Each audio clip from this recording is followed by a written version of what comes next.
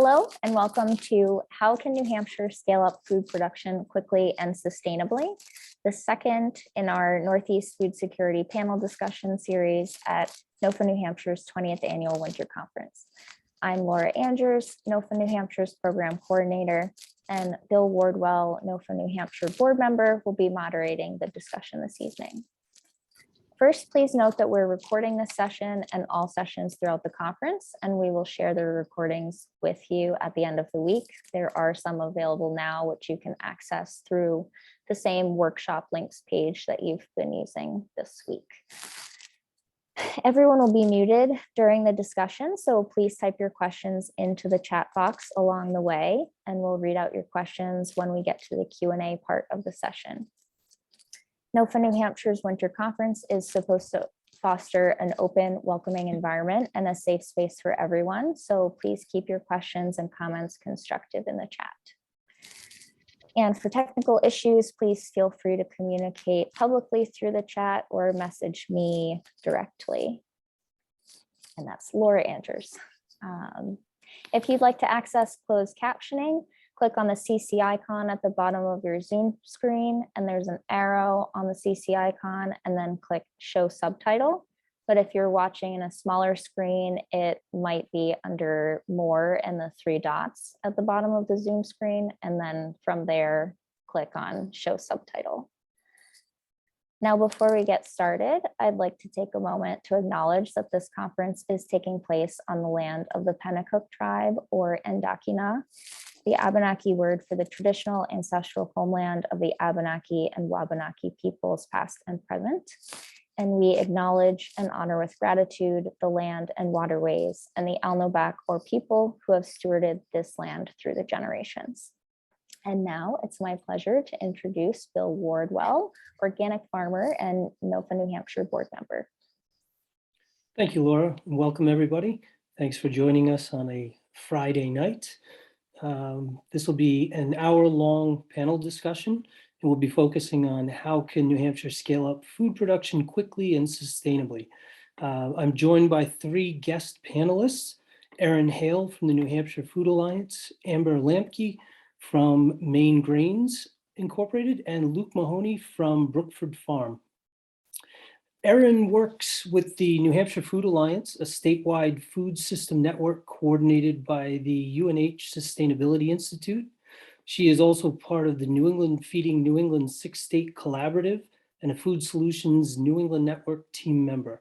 In addition to food systems work, Erin teaches in the Sustainability dual major program at UNH.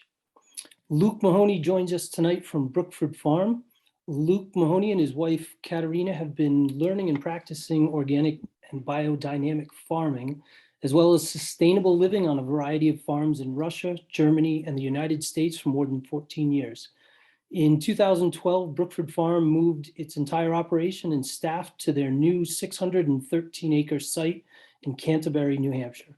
They operate a 100% grass-fed dairy and creamery, sell meat and eggs, and produce 45 acres of organic vegetables, which are sold through their CSA.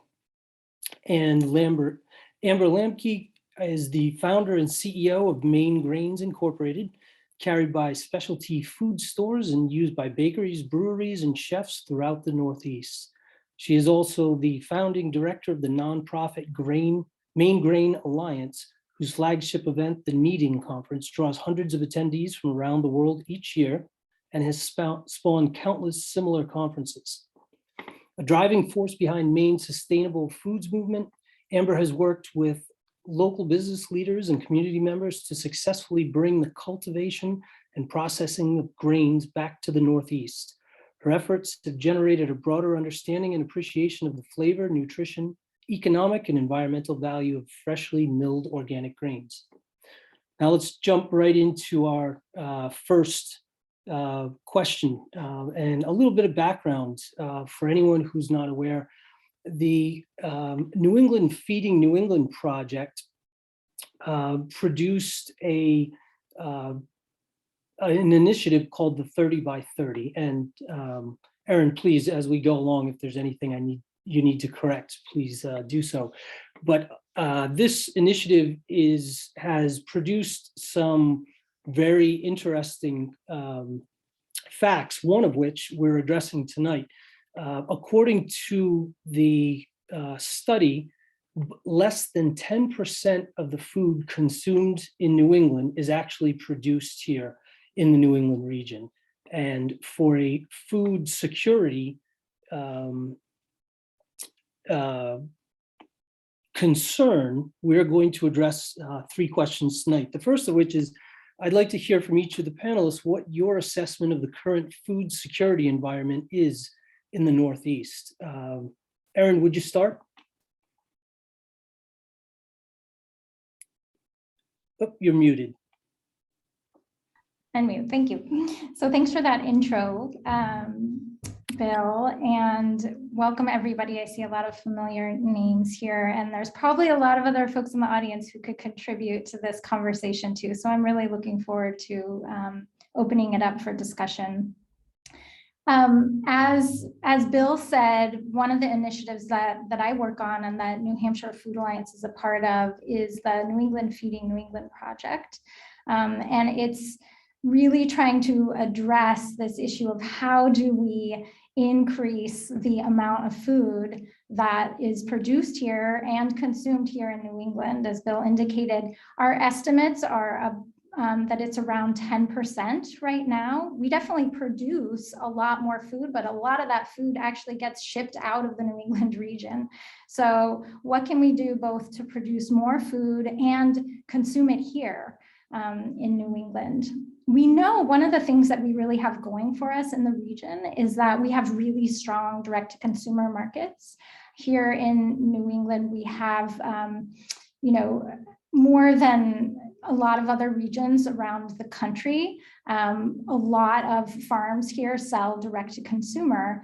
And we saw definitely during the pandemic that this culture of sort of buying from local farm stands and buying from your neighbor farmers was really activated, where people saw grocery stores having empty shelves and turning to farmers and turning to other more local sources of food during that pandemic. And we saw how a lot of our producers really were able to pivot and work really hard to supply folks and to sort of branch out in their marketing channels.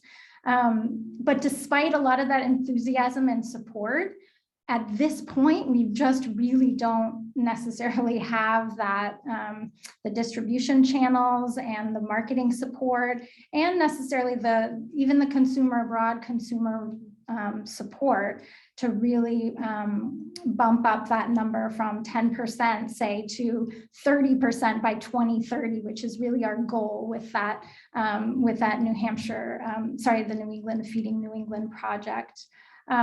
So I think there's definitely a desire to really think about the self-reliance of our food system here, to really think about how can we as a region think about making sure that even when we've got global food system disruptions, national disruptions, which we are likely to see as the climate continues to change, that we can invest in our local producers, the infrastructure, and making sure that everybody here has access to food, healthy food here in the region. Oh. And you're muted. Thank you. Yeah, I'll get the hang of this. Amber, could you give us your assessment?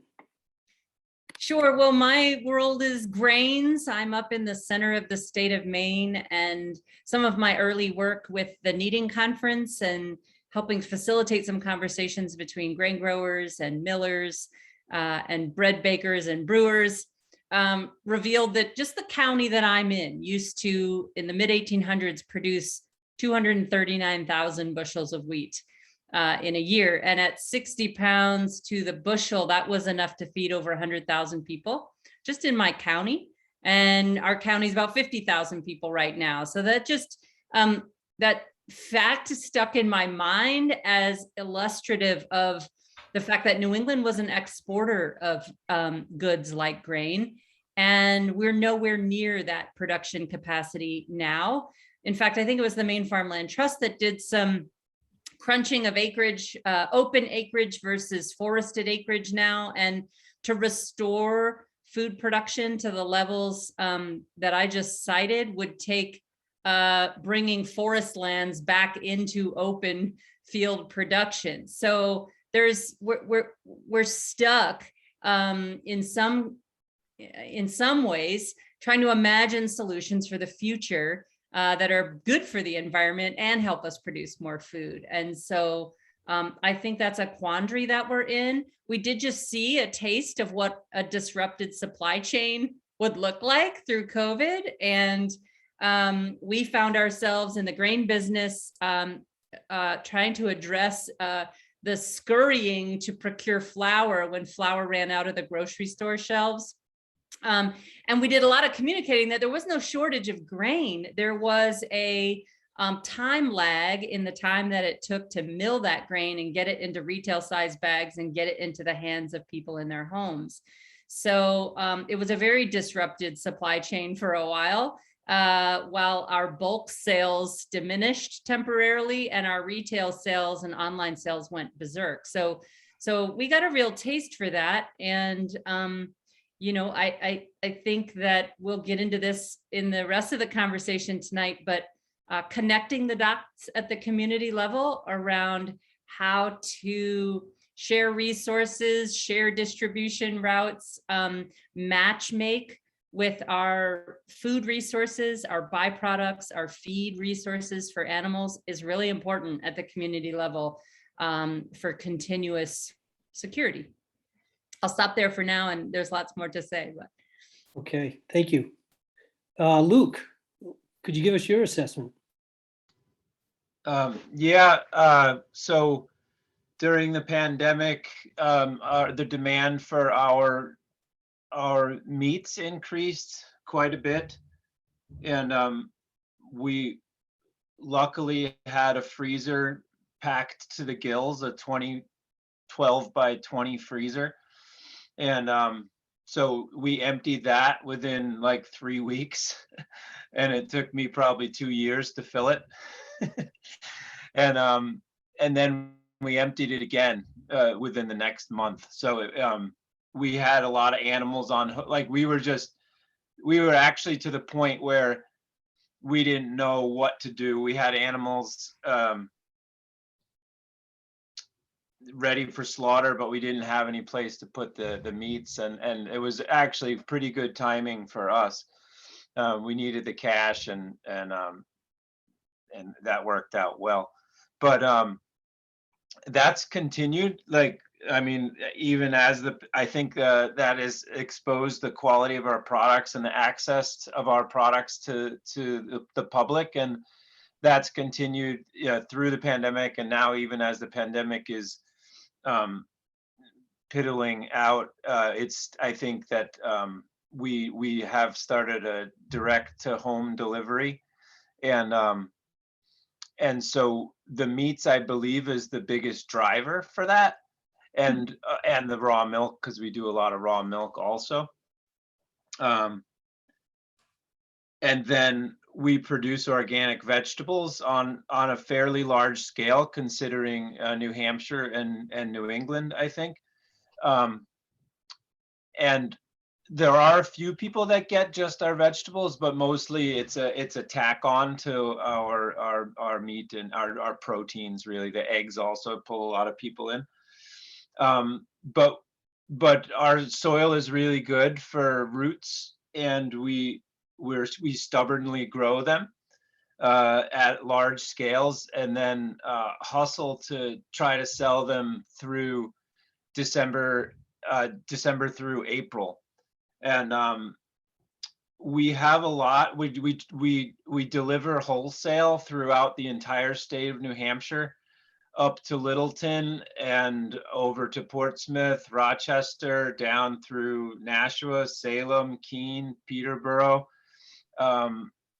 Lebanon, Hanover, and we struggle to sell our vegetables wholesale, and I cannot for the life of me. I go to the shelves and I see onions from California, and I'm sitting on 20,000 pounds of absolutely gorgeous organic onions, and they will not buy from me.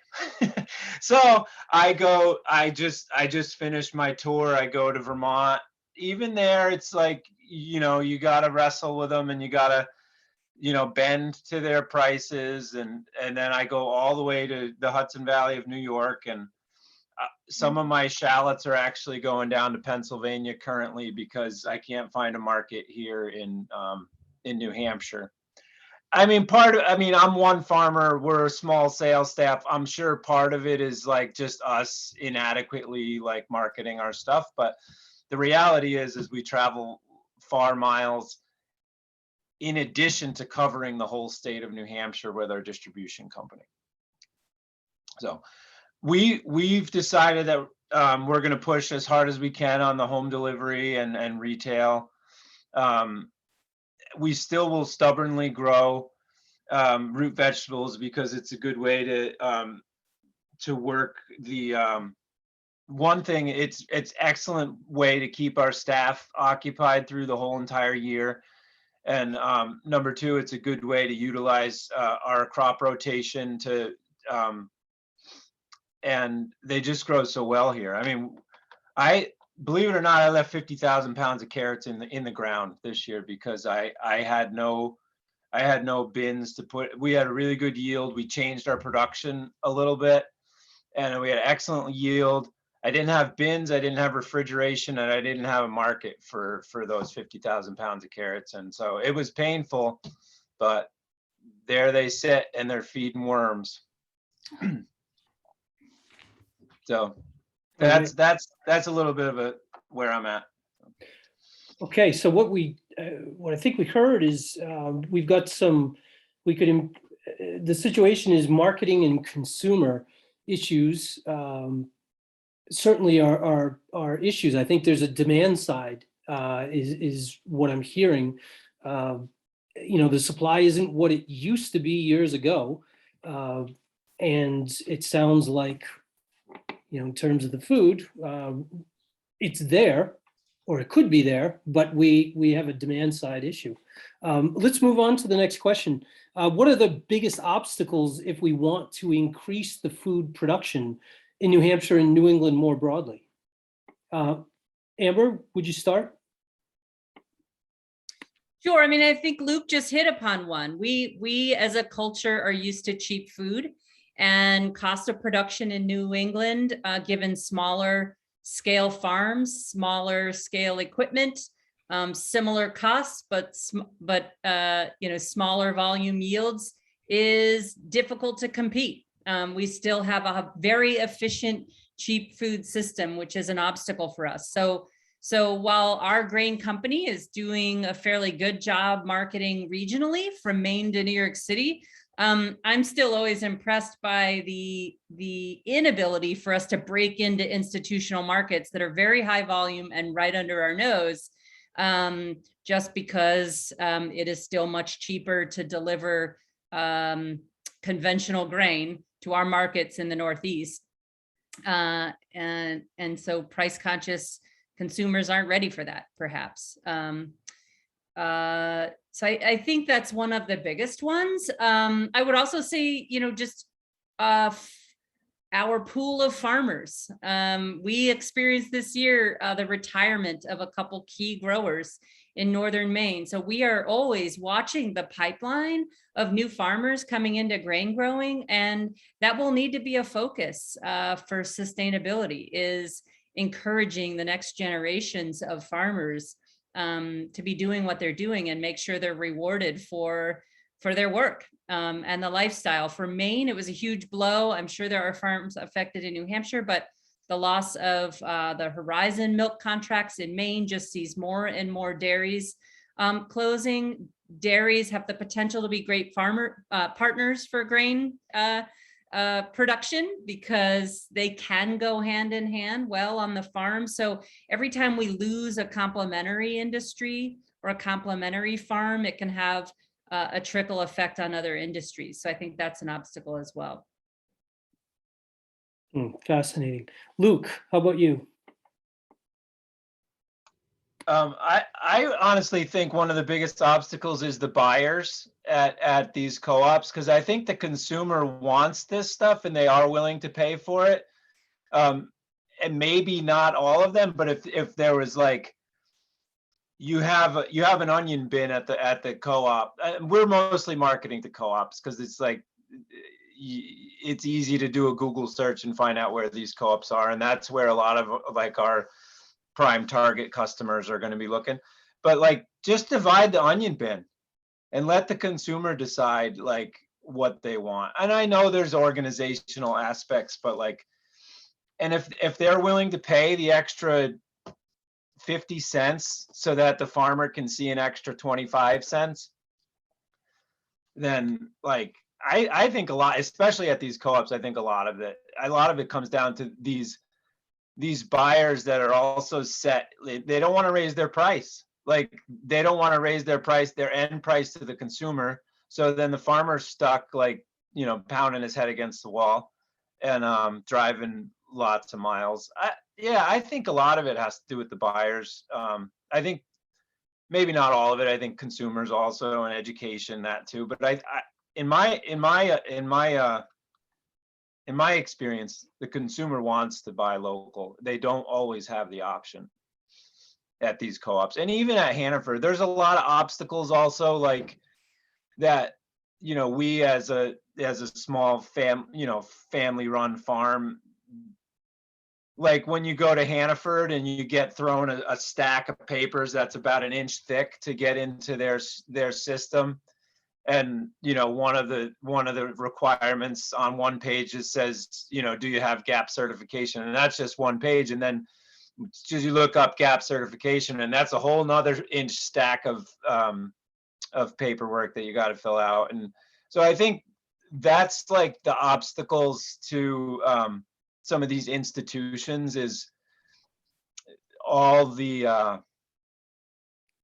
certifications and hoops you have to jump through to get there. And like, I think in some ways, like there's a place called Deep Root Organic Co-op in Vermont. And I think they decided, like, as a group, they're going to come together. And I think Deep Root, the office, so it's a bunch of farms in the co-op, and then the office takes care of a lot of those hoops to jump through for all the farms of the co-op. Your Vermont is a little bit more socially oriented, and they work together a little bit. They play nicer than we do here in New Hampshire, I think. But you know, I think that a model like that could help. Of course, that comes with a price cut, you know, but of course there's going to be costs in the office no matter how you do it. So. Okay. And Erin?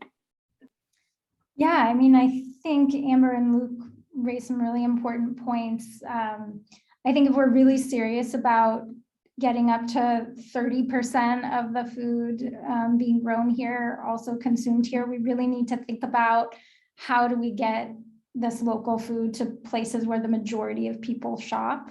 And I think that's where we get into how do we get local produce into retail markets, into institutions, as you said, schools, hospitals, et cetera, some of these bigger buyers. And as you know, as they already mentioned, some of it is aggregation. So we've got a lot of small producers, and some of these big buyers just don't necessarily have the time or the interest in working with a lot of multiple smaller producers.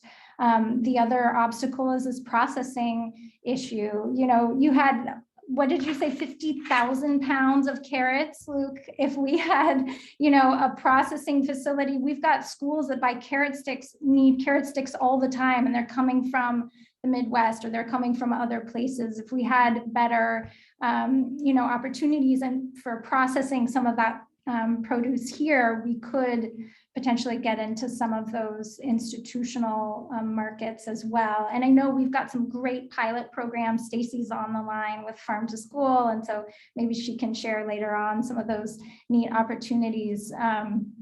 But I think the other point too is just that we're going to need to have a lot more farmers, and it's difficult to make a living as a farmer. I think production costs, as you said, Amber, have gone way up, and I think convincing farmers who are in the business to stay in the business, and then convincing young people to go into farming, it's, you know, it can be tricky. And so I think with, you know, with a lot of the slim margins too, making the investments that farmers need to make in order to either scale up or adapt to some of these new climate conditions that we're seeing can be really challenging.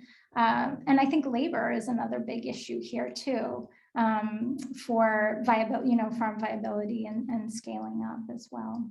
Lack of labor or cost of labor? Yeah, labor is a huge issue for a lot of farms. And again, you know, Luke and Amber, I'm not sure sort of your own personal experiences, but that's what we hear a lot from farmers. So again, you know, when there's a lack of labor, you're having to think about, okay, how do we adjust? How do we create efficiencies? You know, whether it's investing in new equipment and things like that to deal with some of those labor shortages or labor costs that are challenging. Labor is a huge issue. I think we could almost elaborate on that. Like, yeah, but it's sorry. Thanks for bringing that up, and sorry that that wasn't brought up earlier. Yeah, good point. Good point. So let's move on to our third question. We want to talk about the biggest opportunities to scale up. Oh, you got muted. Sorry. I've heard from each of the panelists about the obstacles. Let's talk about what some of the solutions are to scale up. Where are the opportunities that each of you see? Luke, why don't you go ahead and start that?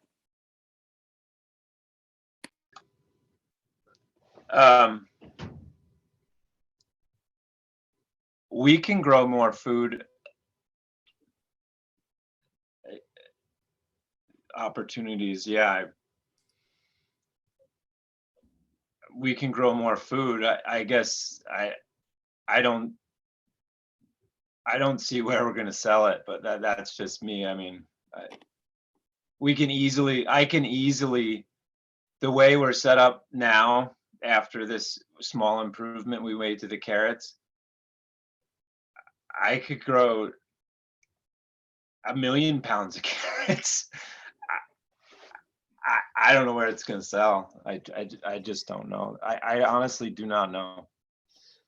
Well, so there's an opportunity there. If we've got food shortages or food security issues, you've got capacity, but there's a demand. Again, I think we've heard this, I've mentioned a couple of times, it's the demand side issue. Yeah. So it sounds like to some degree, there's a marketing opportunity there, whether it's education and marketing, but to drive demand for the product. Yeah. Erin, could you weigh in on that? Yeah, sure. I mean, I think there's a lot of opportunities here in a lot of different ways. So again, one of the projects that we help to coordinate with the Food Alliance is the New Hampshire Food Hub Network. So this is a project trying to pull together food hubs and also farms that are acting as aggregators so that they can collaborate, work together to share transportation, distribution routes, maybe storage and processing to create efficiencies, and also just make sure that we can get food across the state and to other New England states as well. And I think that also helps potentially open up new market opportunities, because not all farmers necessarily want to scale up their businesses to be, you know, huge diversified farms. Maybe they want to stay a little smaller, but being part of a food hub allows them to reach new markets through that aggregated model. So I think that's a really exciting opportunity, and I think we're seeing a lot of our partners there wanting to collaborate more and work together, which is great. I also think, as you guys have mentioned, there's definitely an opportunity to just reach out to more eaters that are not necessarily seeking out local food at this point. And I said this earlier, part of it is just getting it to the places where most people already are. And then I think the other piece is, again, making sure that we are making food available to everybody. So expanding programs like Granite State Market Match, where people who are on SNAP and food assistance, we currently have, I think it's somewhere in the range of like $4 billion in SNAP comes into the state every year. And so imagine if we spent more of that money, those SNAP dollars on local food by expanding Granite State Market Match and the WIC Farmers Market Program, and a lot of these kinds of things will improve food access and also open up new markets for producers too.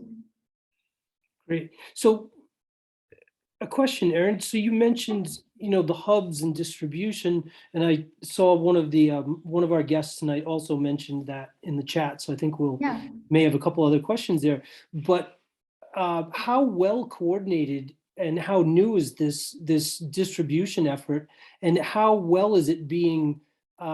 Is that information being shared with farmers? Because it sounded like Luke had food he could have sold or distributed or sold, gotten to a processor somewhere, but how well is that information and how new and coordinated is it?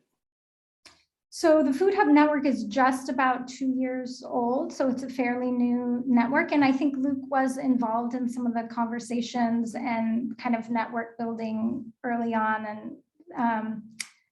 And you had said that that just, farming life and business made it hard to connect and coordinate and attend meetings, right? I think that's just the other reality of being a farmer is that it's hard to get to those meetings. But I think the Food Hub network is definitely growing, and hopefully there will be new opportunities. They've got some pilot programs underway right now with Farm to School, hopefully, and the New Hampshire Feeding New Hampshire, which is connecting the New Hampshire Food Bank and their network of pantries with local farms so that they can purchase directly from local farms as well for pantries too. Okay, thank you. Amber? Hi, well, thanks for the question. And I'm so glad Erin raised the point about SNAP. So we are involved in our local farmers market, which meets right outside the gristmill door. And we now have a baking program on site. We sell into that market. And so I was privy to some of the statistics for the state of Maine on a call just earlier this week.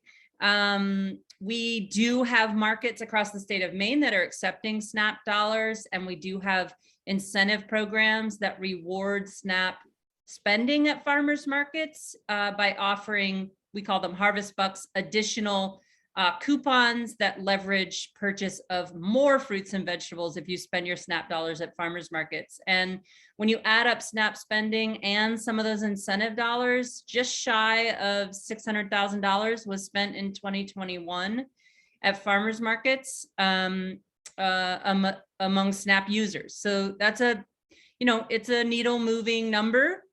And those numbers were way, way up due to levels of need in 2021 due to COVID. So that is substantial. I would also say that for the mill, as we've grown our business, our business is 10 years old. It's always been a case of connecting the dots where we've got a resource and we don't know where to move it to, and it takes a little while to solve that problem, but that opens up doors in other places. And one example I will give is that at one point we learned that a nearby jail was raising pigs, and might be able to use our oat hulls, which is a byproduct of cracking the husky coating off of the oats. And so we made that connection. We started moving some oat hulls to the jail, but why did they have pigs at the jail? Well, we learned about their program to grow more food on site because there was a farmer that took a job at the jail. And so he wanted to put those skills to work, improving the quality of the food in the jail. And lo and behold, he was using commodity flour to teach inmates how to bake bread and transform the whole bread program into a homemade bread program. And we just got to thinking, oh, well, we've got another byproduct at the mill that comes off the millstones every day when we turn the machine on. And it's like the first 60 seconds of the catch where the particle size isn't quite uniform yet. And so we're not diverting it for the saleable product, but it's food grade, and it's just inconsistent particle size. And so we asked him, we said, well, what are you paying for commodity flour for this baking program? And he told us, and we said, so if we could offer you this byproduct, we call it run of the mill flour. If we can offer you this run of the mill flour at the same price, would you be interested in it? And he said, oh my gosh, yes. And so now we've got this steady stream where we can send that flour to the jail facility where they're making all of their own bread, saving the system money, and in a wonderful kind of symbiotic relationship. The other example I would give is that the Good Shepherd Food Bank in Maine a number of years ago, under the leadership of Kristen Miley, recognized that they had an enormous trucking budget to truck free food to Maine to distribute for free to food insecure destinations that would help with food insecurity. And she decided to flip-flop that budget. Instead of a trucking budget, let's put that money into buying surplus produce from Maine farms. And so that has become a wonderful program for farmers that might have a direct-to-consumer retail market and then excess or surplus that they're willing to sell into the Good Shepherd Food Bank. And so we utilize that as a resource at the mill. If we have something that is has expended 50% of its shelf life and only has half shelf life, so now you can't move it on to a distributor that requires 75% shelf life, we can move it on to the Good Shepherd Food Bank, which gets it right into the hands of food insecure folks in Maine very quickly. We just recently leveraged that relationship because we have an in-house baking program at the mill now, and it's a very slow time of year, but we have the opportunity to train an intern that's been made available to us. We do want to grow our team and our staff, but we need lots of muscle practice at folding dough and stitching dough. And so how do we create volume when we're in a season where there isn't a lot of volume sales? And so we reached out to Good Shepherd and said, is there any appetite for loaves of bread? And they said, oh my gosh, we don't have a source for whole grain breads. So yes, absolutely. And so, sometimes just making those connections can move bulk or can open up new relationships. And it's really connecting those dots that can make a big difference at the community level.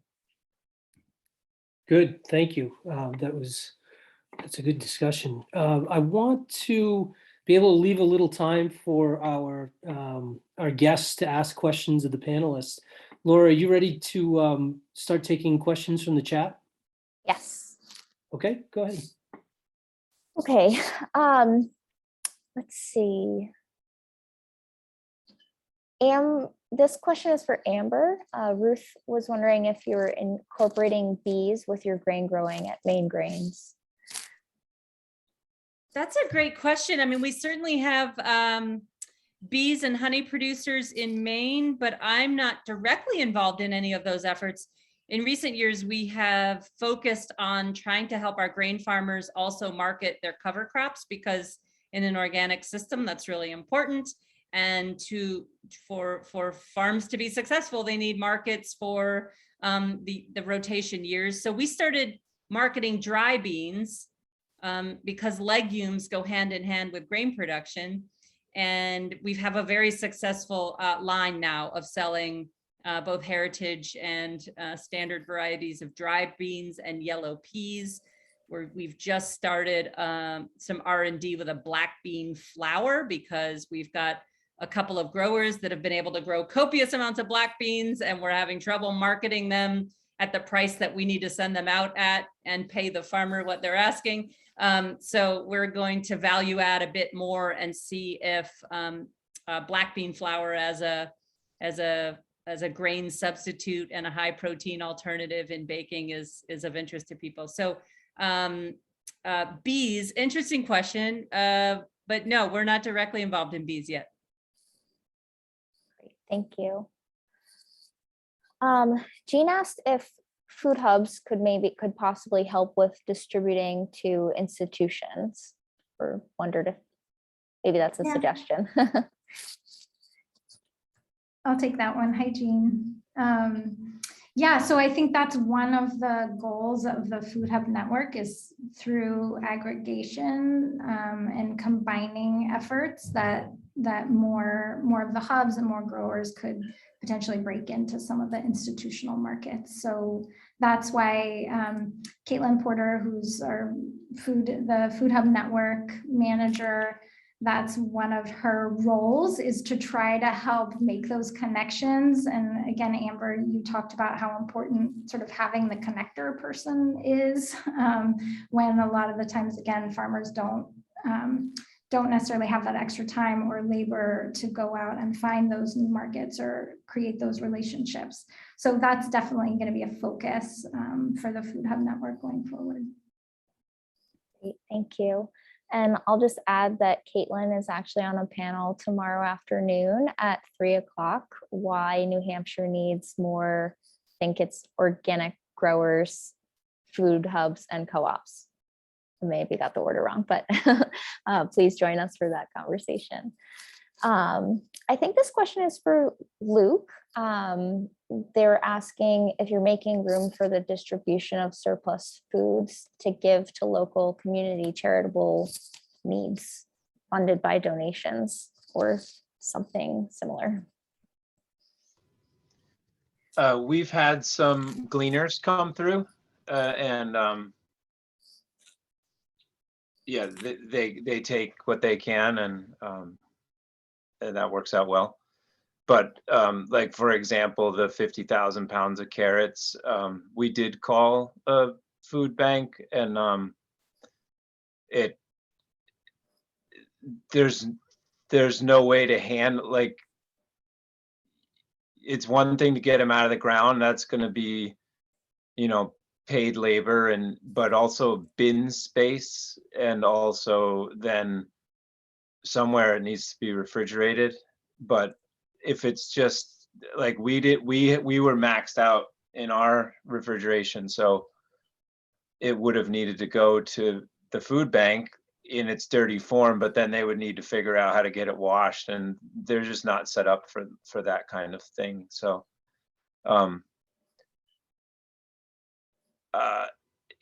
yes, I think there's definitely room for it, but then the labor involved, like, we're on a shoestring budget, so the labor involved has to be covered by somebody. And there's not a lot. I mean, maybe I'm wrong. Is there funds for that in the system? I'm not sure. But so I think that it could be a solution, but the cost of labor needs to be considered, but also to be able to take advantage of that, because we also left 20,000 pounds of potatoes in the field. To be able to take advantage of dirty produce, there needs to be a facility, a centralized food bank facility, which you could also then employ people that are getting free food and maybe not working with their children to learn how to wash their own food and stuff like that. But yeah, no, we there's only so much the gleaners can handle, and it's really nowhere near how much we dispose of. I mean, luckily on our farm we have animals, so we feed a lot of the excess roots to the calves and the pigs, and but a lot of organic farms do compost it, which isn't the end of the world because compost is also important, but yeah, I think it's the scale and being able to handle stuff like that. Great, thank you. There's a comment and a question kind of go hand in hand. I guess this goes right along with Luke's comments on shared warehouse space, shared processing space, et cetera, and the benefits of aggregation. And the question is, Amber, would you speak to the potential of building cooperative networks for equipment sharing, especially in big equipment operations like grain? Sure. Thanks for the question. Good to see you on the call. Maine has grappled with this a bit. Do we want to see warehouse space where pooling of grain happens? And we're seeing some collaboration, and some of it is evolving organically. So for example, when a farmer sets out to grow food grade grains or even malt grade grains for the malt houses in Maine that supply breweries, you need the highest value grains. So seed and malt comes first because you need high germination in grain. Food comes after that in terms of value, and then feed after that.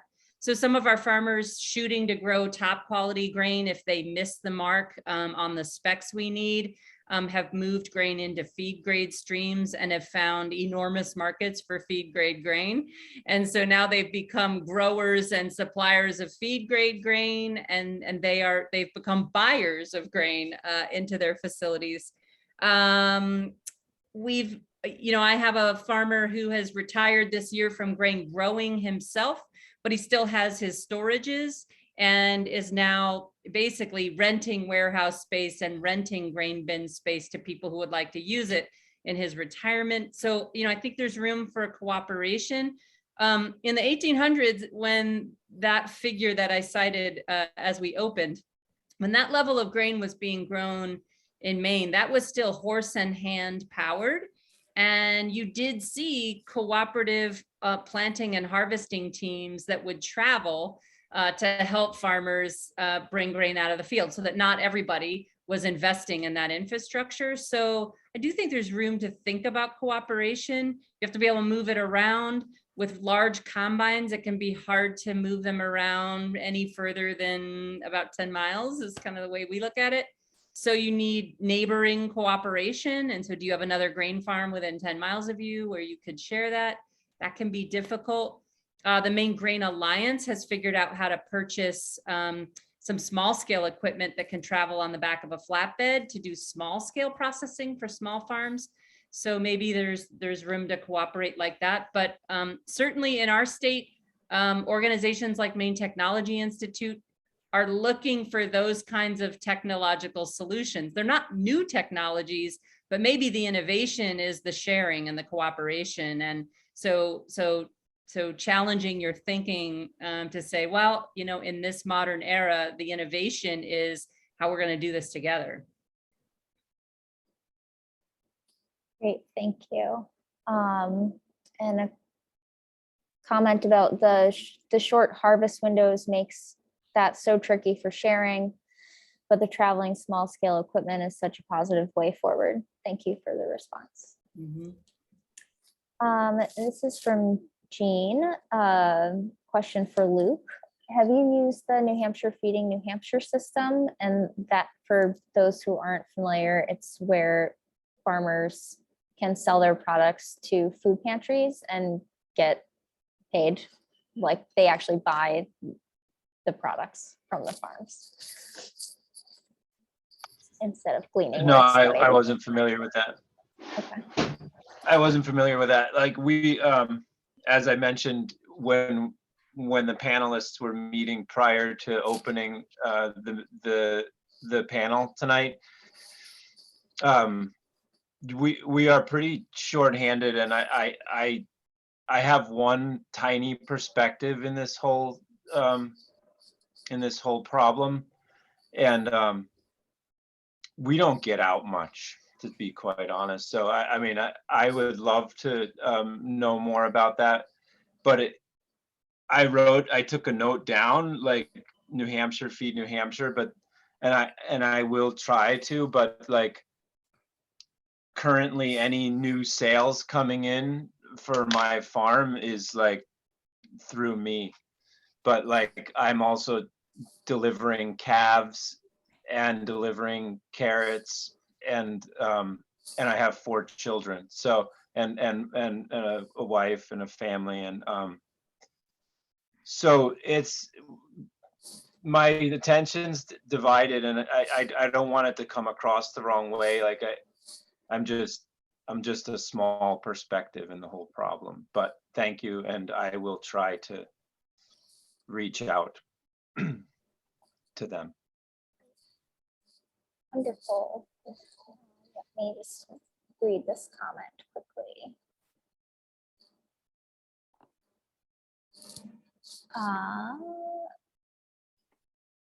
This person says, Gather in New Hampshire and Seacoast Eat Local are now able to buy at wholesale prices from area farms and are building those relationships. And Three River Farmers Alliance also received many donations from weekly shoppers online, which went to purchase food for donations from local farms. Laura, I just wanted to add one comment to the group, just an observation, really. I'm a new farmer, so I can't really speak to the depth of a lot of the farmers that may be on this discussion tonight. But one of the things that comes to mind in all of this is farmers are doing so many more tasks that they need to be good at to grow their business, which is not growing food or producing in some way. So, Luke's driving around and delivering things and soliciting sales. And he may have the time at some points of the year, but we're also talking about distribution issues, about awareness issues, and channels to sell and market. It seems like there's got to be more infrastructure support, whether it's equipment or it's networking or it's education. If the farmers are going to be successful, I can't imagine that you can be really good at every single thing you have to do to be successful as a farmer. And that's an observation, because one of the statistics, and I think it was on the, I forget which site it was on, but the average farmer, which I know is a lot of homesteading, but the average farmer in New Hampshire makes $10,000 or less per year. And 81% of the farmers that are being counted are technically at the poverty level. And that's a real issue. If they're going to be successful, I would think most farmers would be best off growing and doing what they do best on farms, but trying to be just trying to tackle all the issues, particularly that Luke just mentioned. It seems like there should be a way to set up more statewide or, on some level. And I know the 30 by 30 initiative is going to make recommendations on how to improve the entire system to address these things. But I think that's something we really need. Just an observation. Thank you. Does anyone else want to add to that? No? Okay. There's another question for Amber, or a couple questions from Ellen. I'll start with the first one. Trying to get a sense of the grain picture in Maine, about how many grain farmers with how many acres, and do you know what percentage is organic? Sure, let me pull some numbers off the top of my head here. In very rough numbers, we are now processing about 1 million pounds of grain a year through our mill. Our mill is certified organic. We have a certified organic facility. We will also buy from grain farmers that pledge not to use chemicals, but are growing on land that is not yet certified. And I can explain why in a second. So of that 1 million pounds, about 70% of our grain is coming from Maine. And about half of that is organic. So years ago, when we first started the mill business plan, there was not enough organic acreage and grain being grown in Maine to keep our mill churning for a year. So we were either, if we wanted to be exclusively organic, we were going to face not having enough supply. And the other observation I was making at the time was that at the kneading conference and these conversations we were facilitating, most of the organic grain gurus out there that we all wanted to learn from across the country used to be conventional growers at one point in their careers, and they had switched to organic for one reason or another. And so, so in my mind, a business, an infrastructure business that's being created to process grains and try to stimulate more grain production in the Northeast, I felt like we needed to be willing to work with farmers that are open to transitioning or maybe on a path to converting at some point to move towards sustainability. When I went out to Kansas State University for a grain milling class out there in my process to learn, I learned that 1/10, and this was in 2008, 1/10 of 1% of the grain being grown in this country was being grown organically. So if 99.9% of the grain being grown in this country is being grown conventionally, that means that if we want to move the needle, we really need to work on converting farms and opening up grain production on new grain farms. So we've committed ourselves to that. And you know, that balance changes all the time. I would say as our business has evolved, far more of what we process every year has become organic, certified organic. I hope that helps and answers your question. Thank you. Great news. And then I think this is the last question we'll have time for. It's another one about Maine. Several years back, I guess MOFA had a 50% organic goal on all farming. And do you know how close they are to the number? And is there a movement? Oh, you answered that one. Never mind. I would say the MOFGA's website is probably the best place to find that. I don't know how we're doing on that 50% goal. I don't know. I mean, we definitely have done a good job cultivating small organic farms in Maine, but compared to the large farms, acre for acre that are up in northern Maine growing potatoes, for example, I'm not sure what that percentage is. Thank you. And Phil, do you want to add anything before we close? No, thank you, everybody. It's been a great discussion. Thanks. Yes, thank you so much for spending your Friday evening with us. So tomorrow we have our final day of workshops. It's a full day starting at 9 o'clock with the Abenaki Seeds Project, Cultivating Native American Food Security. And I will pop the links in the chat in here in a moment. Let's see.